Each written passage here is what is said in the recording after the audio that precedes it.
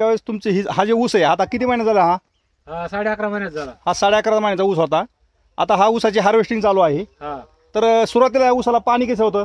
पाणी लावतानाच एक सर बेनं दाबलं. म्हणजे पाणी कमी होतं तुम्हाला सुरुवातीला पहिले 3 महिने.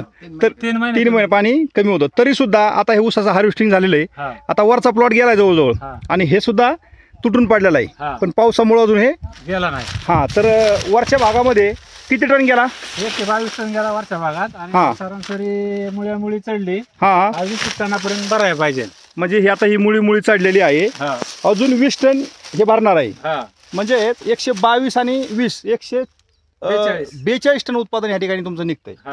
तसं पाहिलं तर तुमचं किती उत्पादन निघायचं पहिलं? 50 ते 55 पर्यंत निघायचं. म्हणजे 55. सगळं क्षेत्र किती आहे? 66 गुंठे. 66 गुंठ्यामध्ये 50 ते 55 टन उत्पादन निघायचं. या ठिकाणी जवळजवळ 142 टन उत्पादन या ठिकाणी निघालेलं आहे. तर आपलं कुटुंब सर्व समाधानी आहे? सर्व समाधानी आहेत. तर या ठिकाणी 3150 रुपये रेट मिळालेला आहे शेतकरी मित्रांनो. आणि 3150 रुपये जर रेट धरला 87 टन वाढ जास्त झालेली तुम्हाला. 142 वजा 55 केलं तर